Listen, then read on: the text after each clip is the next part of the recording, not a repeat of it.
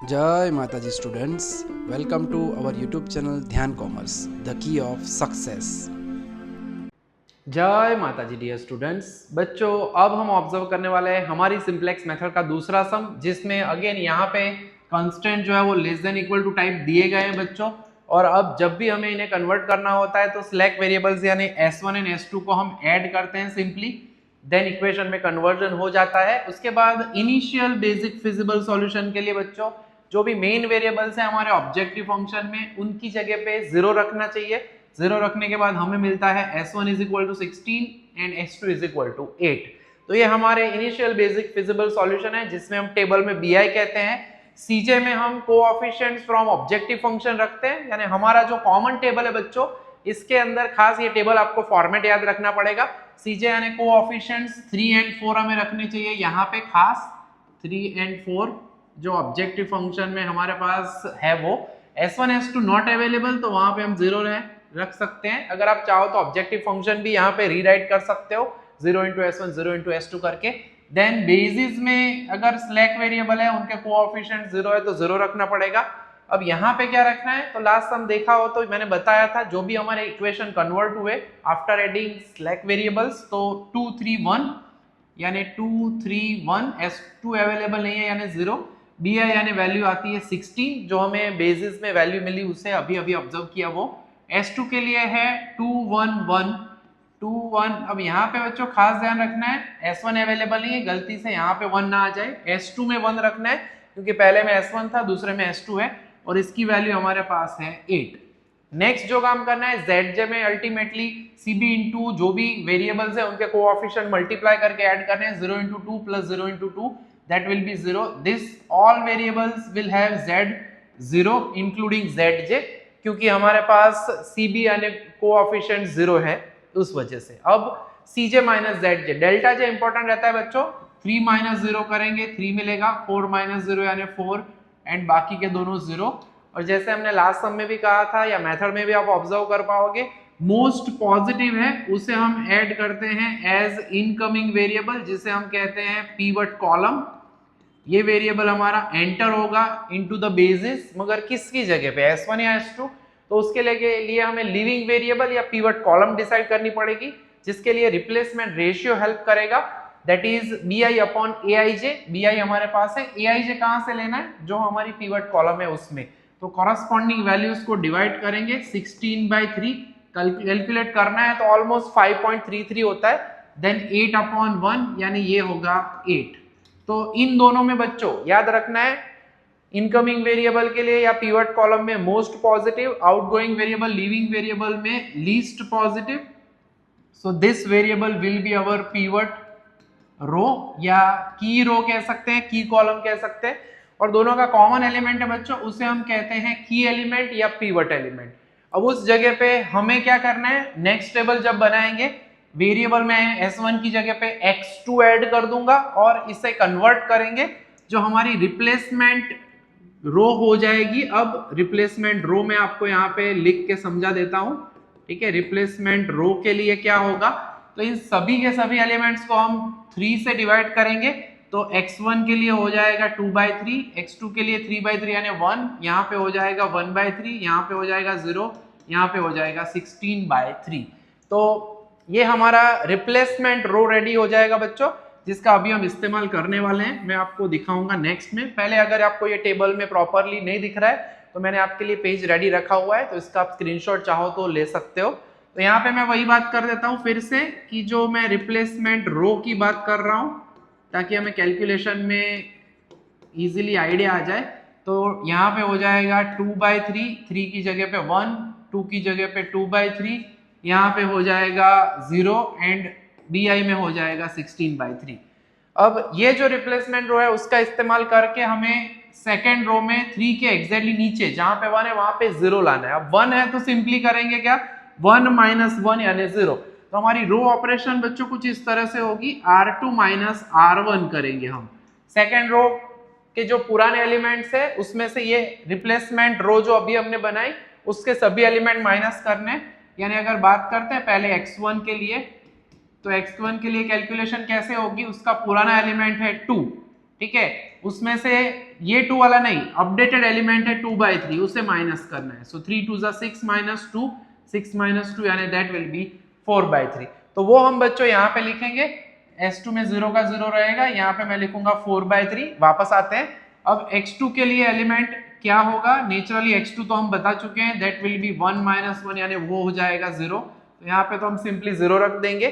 खास ध्यान रखना है अब उसके बाद S1 के लिए क्या करना है, S1 के लिए ओरिजिनल एलिमेंट 0 है, अपडेटेड एलिमेंट अभी हमने बोला 2/3 यानी इसका आंसर होगा -2/3। तो यहाँ पे हम रख देंगे -2/3। यहाँ पे पुराने जो रो जिस जगह पे हमें नीचे 0 लाना है उसके एलिमेंट पुराने लेने हैं और अपडेटेड रिप्लेसमेंट रो का इस्तेमाल करके 0 बनाना है। तो अब आगे बढ़ते हैं। S2 के लिए अगर बात करते हैं, यहाँ पे 0 है, ठीक है, तो ओरिजिनल एलिमेंट यहाँ पे 1 था, 1 माइनस सिंपली S2 के लिए तो कुछ करना नहीं है, 1 minus 0 that will be exactly 1 only. And last में bi की वैल्यू भी हम कैलकुलेट जरूर करते हैं बच्चों, तो उसमें नेचुरली ये हमारे पास है 16/3, ठीक है, मैंने यहाँ पे वही एलिमेंट रेडी रखे हुए हैं ताकि कष्ट ना हो। तो 8 माइनस 16/3, zj की अगर बात करते हैं तो 8 माइनस 16/3, सो 8 3 24 माइनस होगा यानी 8/3। तो ये एलिमेंट बच्चों हमें मिल जाएगा 8/3। तो इस तरह से कुछ हमारी प्रोसेस होती है बच्चों, जहां पे भी हमारा की एलिमेंट है, जैसे कि अभी मैंने लास्ट में बताया था, तो की एलिमेंट वाज एग्जैक्टली 3, तो उस जगह पे 1 बनाने के लिए रिप्लेसमेंट रो रेडी करनी है जो कि नेक्स्ट टेबल में लिख देना है। फिर पुरानी रो उसके नीचे का एलिमेंट 0 बनाना है। थोड़ी प्रैक्टिस वाली प्रोसेस है, करोगे तो याद रह जाएगा इजीली, ठीक है। तो वो काम हो चुका है। अब आगे बढ़ते हैं। अब नेक्स्ट में zj फाइंड करना है। अब ये 0 नहीं मिलेगा बच्चों, 4 × 2, 4 2 जा, ये अब हो जाएगा 8/3, प्लस ये 0 तो 0 ही होगा, 4 × 1 यानी ये हो जाएगा 4, 4 × 1/3 यानी 4/3, 4 × 0 यानी 0, 4 × 16 यानी 64/3, ठीक है। तो इस तरह से कुछ bi की वैल्यूज हमें यहाँ पे मिलेगी। अब zj minus cj minus zj करना है, तो नेचुरली 3 माइनस 8/3 आप करोगे, 3 3 जा 9 माइनस 8 यानी 1/3 हो जाएगा ये। देन ऊपर है 4 माइनस यहाँ पे 4, जो वेरिएबल बेसिस में उसके लिए तो 0 ही होता है। देन 0 माइनस 4/3 यानी that will be negative 4/3 and this will be again 0। तो बच्चों अब हमारे पास जो एलिमेंट्स है उसमें 0 या नेगेटिव को तो कंसिडर करना ही है। मोस्ट पॉजिटिव, अब फिलहाल पॉजिटिव में मोस्ट नहीं, हमारे पास एक ही पॉजिटिव वैल्यू है जो कि है 1/3। तो ये बन जाएगा हमारा pivot element, I mean pivot column बन जाएगी, की कॉलम बन जाएगी। और अब हमें RR रिप्लेसमेंट रेशियो फाइंड करना है बच्चों, तो 16/3 डिवाइडेड बाय हम करेंगे 2/3, सो 3 3 कट हो जाएगा, आंसर होगा 16/2 यानी 8। सिमिलरली 8/3 हमारे पास है, यहाँ पे 8/3 डिवाइडेड बाय होगा 4/3, तो यहाँ पे 8/4 यानी वो हो जाएगा 2। याद रखना है एंटरिंग वेरिएबल x1 होने वाला है, लिविंग वेरिएबल के लिए, आउटगोइंग वेरिएबल के लिए लीस्ट पॉजिटिव लेना है। So now this will be our pivot row, right. और इन दोनों का जो कॉमन एलिमेंट होता है बच्चों, दैट विल बी आवर की एलिमेंट या पीवट एलिमेंट। वहां पे हमें 1 कन्वर्ट करना होगा, ठीक है। तो ये जो टेबल है बच्चों रेडी हो चुका है। अगर आपको स्क्रीनशॉट लेना है तो रेडी है, देख सकते हो यहाँ पे, ठीक है। तो ये पीवट एलिमेंट हो गया। अब जैसे मैंने कहा था रिप्लेसमेंट रो, वो मैं यहाँ पे लिख के आपको समझाऊंगा। 0 वाला पार्ट जो है इस सब में, अब मैं इस पार्ट में फटाफट डायरेक्टली समझा दूंगा, वो कैलकुलेशन आप कर लेना क्योंकि उतना वक्त हम यहाँ पे यूटिलाइज नहीं करने वाले हैं। तो 4/3 की जगह पे हो जाएगा 1, 0 की जगह पे 0 रहेगा। अब -1/3 अपॉन 4/3, क्योंकि हमें यहाँ पे इसे 4/3 को मल्टीप्लाई करना है 3/4 से, ठीक है, तो 1 होगा। अल्टीमेटली सीधा भी कह सकते हो या divide by 4/3, one another same. So divide करेंगे तो 3 3 कट होगा, तो तीसरा एलिमेंट होगा -1/4, 0 की जगह पे 0 रहेगा, ठीक है। और लास्ट में bi की जगह पे आ जाएगा 2, 8/3 अपॉन 4/3 करोगे तो देख सकते हो। नेक्स्ट स्टेप बच्चों मैं रेडी रख रहा हूं आपके लिए। तो इस तरह से आपको कन्वर्ट करना है रिप्लेसमेंट रो और फिर सबट्रैक्ट करना है। और अब जो काम है बच्चों वो थोड़ा सा ध्यान रखने लायक है, क्योंकि अब फर्स्ट रो में यहाँ पे 2/3 है, ठीक है। अब जब भी ऐसा होता है 2/3 दिया गया है जैसे, तो क्या करना चाहिए, तो रो ऑपरेशन में क्या होगा, तो R1 माइनस सीधा R2 नहीं कर पाएंगे क्योंकि इस जगह पे एलिमेंट अब क्या है 1, यानी अगर मैं लिखता हूं 2/3 माइनस 1 तो आंसर 0 नहीं आएगा। So I should multiply second row simply by 2/3। मेरा जो रो ऑपरेशन है बच्चों वो कुछ इस तरह से हो जाएगा 2/3 R2, ठीक है, यानी जितने भी एलिमेंट कैलकुलेट करने हैं उसमें 2/3 मल्टीप्लाई करो R2 को और फिर हम प्रोसेस को कर पाएंगे, ठीक है। तो उस तरह से प्रोसेस करनी है R1 minus 2/3 R2। So naturally पहले 4 है तो उसे भी हम उसी तरह से ट्रीट करेंगे, ठीक है। R1 है 4, उसमें से फिर माइनस करना है, हमारे पास प्रोसेस जो है वो कुछ इस तरह से होने वाली है, ठीक है। तो यहाँ पे 0 लाना है तो 4 माइनस 0 तो वो नेचुरली 4 ही होने वाला है, पहले एलिमेंट में कोई चेंज नहीं होगा, ठीक है। देन आगे की अगर बात करते हैं यहाँ पे तो 2/3 माइनस 2/3 तो नेचुरली ये तो 0 हो ही जाएगा, 2-3 कैलकुलेशन करनी पड़ेगी, ठीक है।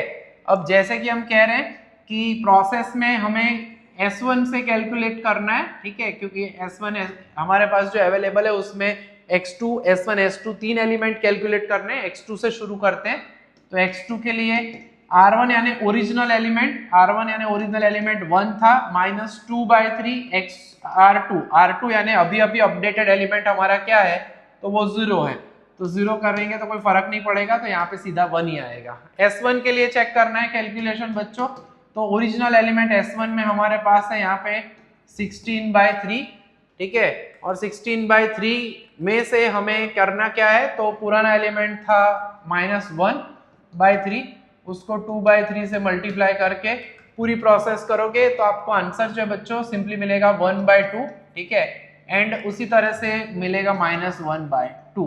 और BI कैलकुलेट करोगे, मैं पूरी प्रोसेस लिख के नहीं बता रहा, आप कैलकुलेट कर लेना, तो BI कैलकुलेट करोगे तो दैट विल बी 4, ठीक है। तो ZJ कैलकुलेट कर लेते हैं, 4 × 0 यानी 0, 3 × 1 यानी टोटल करेंगे 3 मिलेगा, 4 × 1 4, 3 × 0 3 आई मीन 0, 4 आंसर आएगा। 4 × 1/2 यानी 2 प्लस 3 × 1/4 यानी 3/4, तो 4 2 8 प्लस 3 यानी 11/4, यहाँ पे मिलेगा 11/4।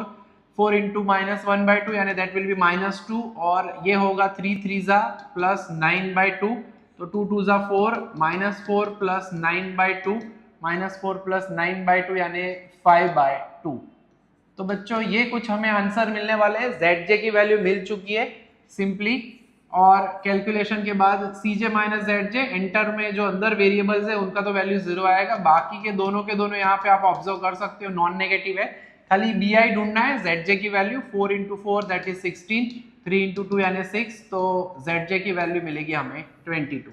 तो हम कह सकते हैं कि here all delta J less than equal to 0, so we have optimal solution, ठीक है। तो हमें हमारा ऑप्टिमल सॉल्यूशन मिल रहा है यहाँ पे सिंपली, ठीक है, कैलकुलेट प्रॉपरली करना है, एंड देयरफॉर हम कह सकते हैं Z maximum value is 22 for x1 is equal to 2 and x2 is equal to 4। ये 2 and 4 जो है वो हमारे फाइनल आउटकम्स यहाँ पे बच्चों रेडी होंगे, ठीक है। तो थोड़ा सा कैलकुलेशन में यहाँ पे टाइम लगा, बट कॉन्सेप्ट के लिए जरूरी समय, अच्छे से प्रैक्टिस करो, तैयार करो। लीनियर प्रोग्रामिंग के अंदर ग्राफिकल मेथड के साथ कभी कभी इसे ऑप्शन में पूछ लेते हैं, तो आपको फायदा उतना हो सकता है, आइदर और कोई भी एक कर सकते हो, ठीक है। तो यहाँ तक रखेंगे बच्चों आज के सेशन में। इलस्ट्रेशन बुक में दिए उसको आप ऑब्जर्व कर पाएंगे और ये मेथड अच्छे से कर पाएंगे, ठीक है। तो तैयार करिए, ऑल द बेस्ट, जय माता जी, thank you. Please like, subscribe, share and press bell icon for notification. Thank you.